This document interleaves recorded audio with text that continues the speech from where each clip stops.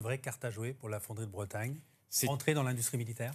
C'est une carte à jouer que j'ai jouée parce que, en fait, pour tout vous dire, en 2024, j'ai été rapporteur de la loi de programmation militaire et en même temps que j'étais rapporteur de la loi de programmation militaire, j'avais la fonderie de Codan qui est dans ma circonscription, qui était vraiment en difficulté parce que Renault se désengageait et j'ai fait le lien entre la fabrication d'obus et justement cette fonderie. Et donc, j'ai été frappé à la porte du ministère des Armées pour faire le lien. Et la DGA est venue et a permis de voir si c'était possible de le faire, ce qui était possible. Et la mobilisation des ouvriers et de la direction ont fait que ça rend les choses possibles. Vous comprenez la réticence de certains syndicats qui ont peur de cette mono-activité. On dit, bah voilà, à un moment donné, les carnets de commandes vont peut-être se tarir. On ne va pas, peut-être pendant 20 ans, fabriquer des obus. À un moment donné, il y a des stocks qui seront faits. Une chose est sûre, c'est que dans l'immédiat, il y a un gros besoin.